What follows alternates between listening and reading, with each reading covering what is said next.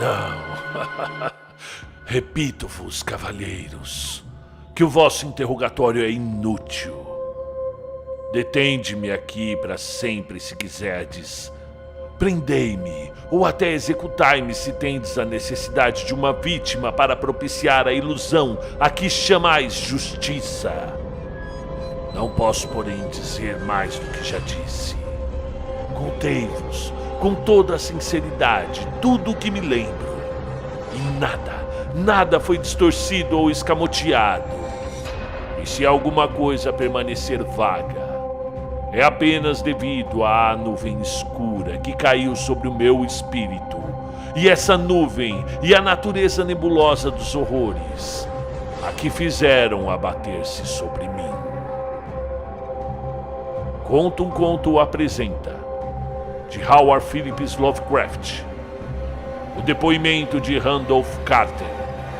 Narração, Marcelo Fávaro. Digo novamente, não sei que fim levou Harley Wayne. Ainda que eu acredite, quase tenho esperanças que ele esteja em um pacífico esquecimento, se é que existe um lugar tão abençoado. E é verdade que por 5 anos fui seu amigo mais próximo e um cúmplice parcial de suas pesquisas terríveis a respeito do desconhecido. Não vou negar, embora minha memória seja incerta e indistinta, que essa sua testemunha possa nos ter visto juntos. Como ela diz, no pico Gainesville, caminhando em direção ao pântano do Cipestre Grande, às 11h30 daquela noite terrível. Que trazíamos lanternas elétricas, paz e um curioso carretel de fio com instrumentos atados? Até afirmarei, pois todas essas coisas tinham um propósito, na única cena hedionda que permanece marcada em minha abalada memória. Mas do que se seguiu? E por que eu fui encontrado sozinho e confuso na beira do pântano na manhã seguinte? Devo insistir, eu nada sei, exceto o que já lhes contei repetidamente. Mas vocês dizem que não há nada no pântano ou próximo dele que poderia compor o conjunto daquele pavoroso episódio. Eu repito que nada sei além do que vi. Pode ter sido visão ou pesadelo? Sim, visão ou pesadelo é o que espero fervorosamente que tenha sido, ainda que seja tudo o que minha mente consiga reter do que ocorreu naquelas horas chocantes, depois que saímos da vista dos homens. E por que Harley Wayne não retornou? Só ele ou a sua sombra, pelo menos, ou alguma coisa inominável eu não posso descrever. Podem explicar. Como eu disse antes, os estudos estranhos de Harley Wayne eram bem conhecidos e em algum grau partilhados por mim. Da sua vasta coleção de livros estranhos e raros sobre os temas proibidos, li tudo o que está escrito nas línguas que eu domino. Mas esses eram poucos se comparados com aqueles em idiomas que eu não compreendo. E a maior parte, creio eu, estão em árabe. E tomo de inspiração demoníaca que trouxe a fatalidade o livro que ele carregava no bolso quando abandonou o mundo. E estava escrito em caracteres que eu nunca vi iguais em lugar nenhum. Wayne nunca me diria o que havia exatamente naquele livro, a respeito da natureza dos nossos estudos. Eu devo dizer novamente que não tenho mais a total compreensão. A mim parece, na verdade, misericordioso que eu não a possua, pois eram estudos terríveis, que persegui mais por fascinação relutante que inclinação verdadeira. Wayne sempre me dominara, e às vezes eu o temia.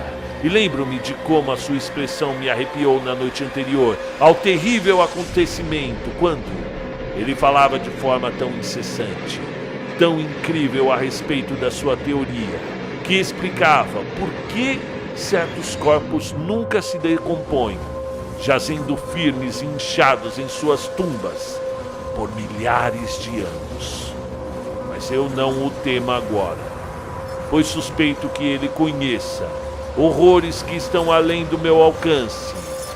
E agora eu temo por ele. Uma vez mais digo que não tenho uma ideia clara do nosso objetivo naquela noite. Certamente tinha muito a ver com algo no livro. O livro que Weyhen carregava consigo. Aquele compêndio antigo escrito em caracteres indecifráveis que lhe chegou da Índia um mês antes. Mas eu juro que eu não sei o que esperávamos encontrar. Sua testemunha diz que nos viu às 11h30 da noite no pico Gainesville, em direção ao pântano Ciprestre Grande. E provavelmente isso é verdade, mas não possuo uma memória distinta a respeito. A imagem cauterizada em minha alma retrata apenas uma cena, e que deve ter ocorrido bem depois da meia-noite, pois a lua minguante estava alta nos céus vaporosos.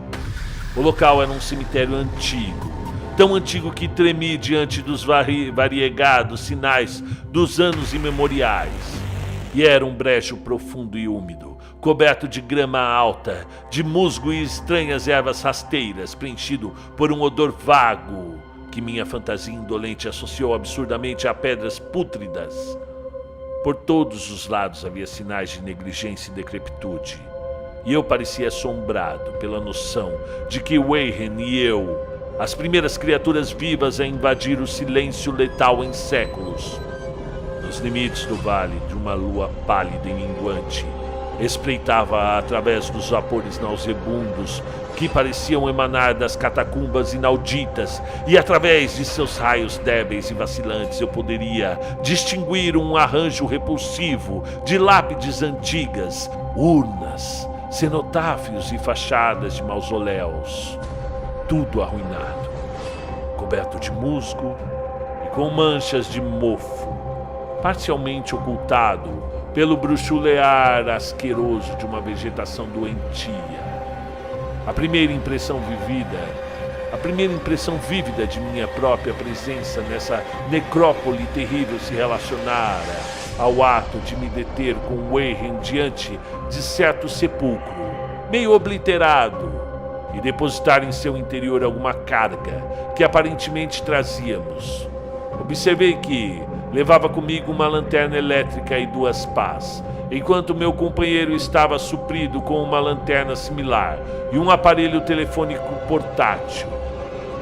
Palavra alguma foi murmurada, pois o local e a tarefa pareciam ser conhecidos por nós.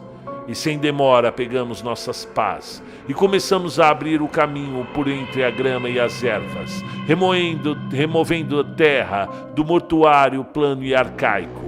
E após descobrir a superfície inteira, que consistia de 3 imensas lajes de granito, recuamos um pouco para observar o cenário tumular. Weyhen parecia fazer alguns cálculos mentais. Então ele retornou ao sepulcro e, usando sua pá como uma alavanca, tentou erguer a laje que jazia mais próxima a uma ruína rochosa, a qual pode ter sido um monumento em seus dias. Não conseguiu e me admoestou a ajudá-lo. E por fim, nossas forças combinadas soltaram a pedra, que foi erguida e afastada para o lado. E a remoção da laje revelou uma abertura negra, de onde provinha um fluxo de gases miasmáticos tão nauseantes que recuamos horrorizados. E após um intervalo, entretanto, nos reaproximamos do poço e achamos as exalações menos insuportáveis. Nossas lanternas revelaram o topo de um lance de degrau de pedra que pingava algum fluido detestável do interior da terra e era cercado por paredes úmidas incrustadas de bolor.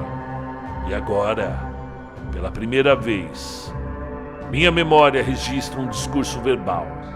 Weyhen voltando-se para mim com sua voz de tenor, uma voz singularmente incólume ao ambiente terrível. Sinto ser obrigado a pedir que permaneça na superfície, disse ele. Mas seria um crime permitir que qualquer um com os seus nervos frágeis descesse até lá. Você não pode imaginar, mesmo diante de tudo o que leu e do que lhe contei, as coisas que terei de ver e fazer. E é um trabalho demoníaco, Carter. E duvido que qualquer homem desprovido de férrea sensibilidade poderia contemplá-lo e voltar vivo e são. Não pretendo ofendê-lo, meu amigo. E sabem os céus que eu estaria bastante feliz em tê-lo comigo. Mas a responsabilidade é, em certo sentido, minha.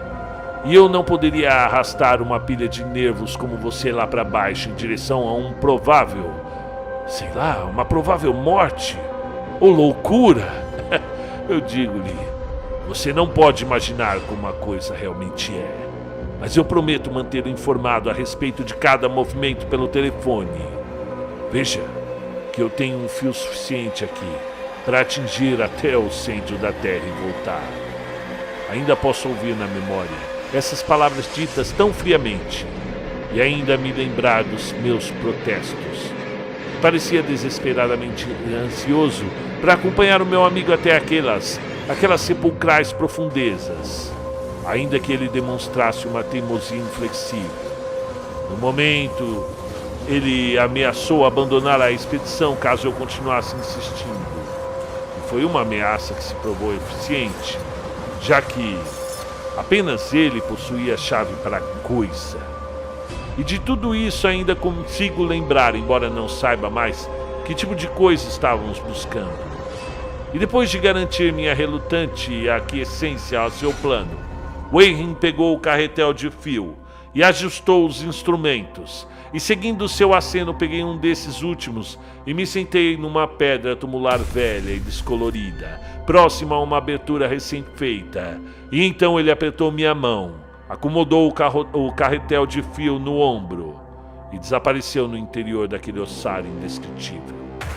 Por um momento, mantive a visão fixa no brilho de sua lanterna e ouvi o roçar do fio que se estendia atrás dele. Mas o brilho logo desapareceu abruptamente, como se houvesse uma curva na escadaria de pedra. E o som se esvaiu quase tão rapidamente quanto. E eu estava só, ainda que unido àquelas profundezas desconhecidas por cordéis mágicos, cuja superfície isolada jamais esverdeada, sob os raios infatigáveis da lua minguante. Então, no solitário silêncio das gris e deserta cidade dos mortos, concebi a minha mente as mais fantasmagóricas fantasias e ilusões. E os altares e monólitos grotescos pareciam assumir uma personalidade repulsiva, uma semisenciência. Sombras amorfas pareciam espreitar nos recessos mais obscuros da depressão obstruída das ervas, flutuando como se estivessem em alguma procissão cerimonial blasfema para ultrapassar os portais das tumbas decadentes na encosta. Sombras que não poderiam ter sido lançadas pelo crescente daquela pálida e vigilante lua minguante. Consultava constantemente meu relógio sobre a luz da lanterna elétrica e ouvia com febril ansiedade no receptor do telefone. Mas, por mais de um quarto de hora, nada ouvi. E então, um tênue estalo veio do instrumento. E chamei por meu amigo com uma voz tensa.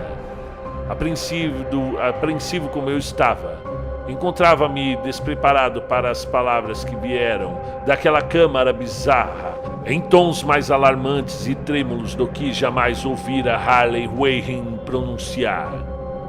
Ele que havia me deixado calmamente um pouco antes, agora me chamava lá de baixo, em um sussurro titubeante mais agourento do que o mais alto dos berros. Deus, se você pudesse ver o que eu estou vendo. Eu não fui capaz de responder. Sem palavras, eu podia apenas esperar. E então vieram novamente os tons descontrolados. Carter, é terrível, monstruoso, inacreditável. Nesse momento minha voz não me falhou e lancei no transmissor uma enxurrada de questões entusiasmadas. Aterrorizado, continuei a repetir: Weyhin, o que é? O que é? Uma vez mais ouvi a voz do meu amigo, embargada de medo e agora aparentemente maculada pelo desespero. Eu não posso contar, eu não posso contar, Carter. É tão absolutamente além do pensamento. Eu não ouso lhe dizer. homem algum pode conhecer isso e continuar vivendo. Ah, meu Deus, eu nunca sonhei com isso. Calmaria novamente, exceto por minha incoerente torrente de perguntas trêmulas. E então a voz de Weyrin ressurge, em um tom delirante de consternação. Ah, Carter, pelo amor de Deus, Carter.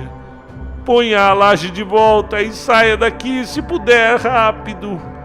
Largue tudo e saia, Carter. É a sua última chance, a única chance. Faça o que eu digo e não me peça explicações. Ouvi, mas ainda assim eu apenas era capaz de repetir minhas questões frenéticas. Ao meu redor estavam as tumbas, a escuridão e as sombras. E abaixo de mim, algum perigo que ia muito além do alcance da imaginação humana.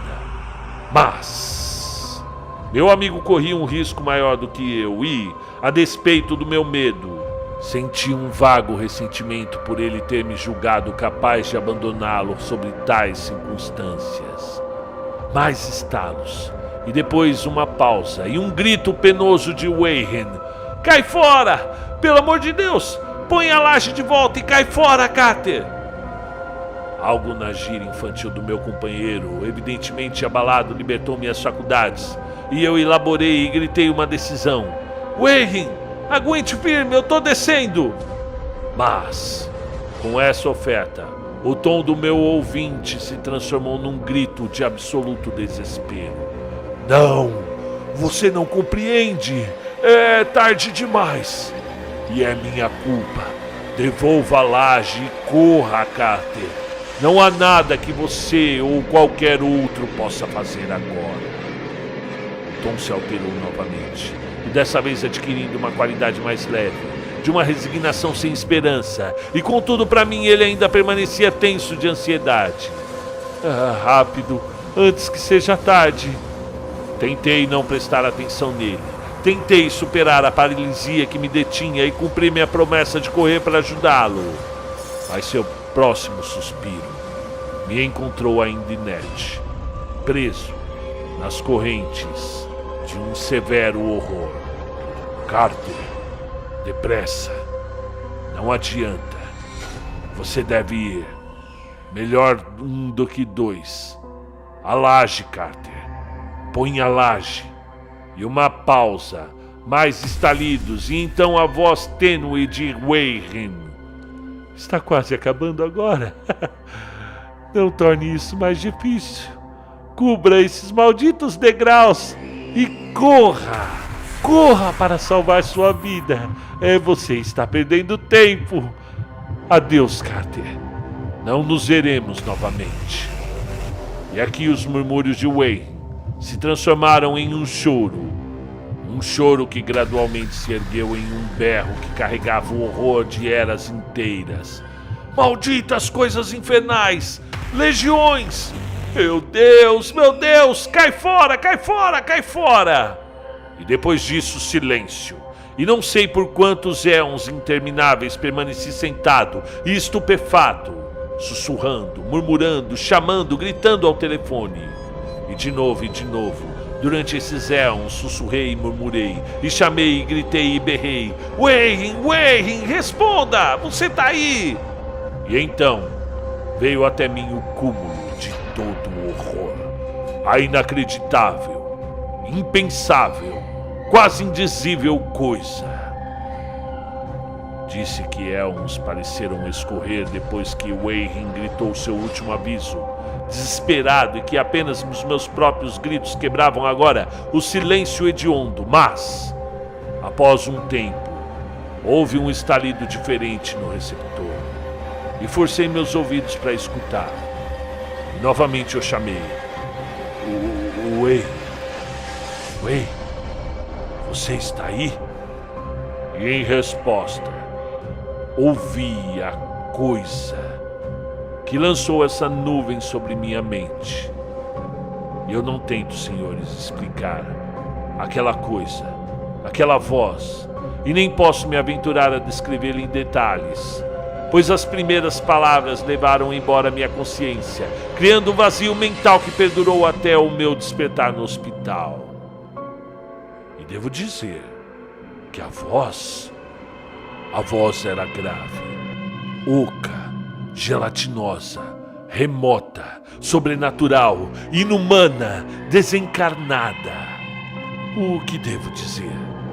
Foi o fim de minha experiência e é o fim de minha história. Ouvi a voz e nada mais soube. Ouvia enquanto me sentava paralisado sobre aquele cemitério desconhecido do pântano, entre as pedras tombadas e as tumbas caídas, e a vegetação alta, e os vapores miasmáticos. Ouvia, subindo das mais entranhadas profundezas daquele maldito sepulcro aberto, enquanto via as sombras amorfas e necrófagas dançando sobre uma amaldiçoada lua minguante. E o que a voz disse foi: Idiota, Wayne está morto.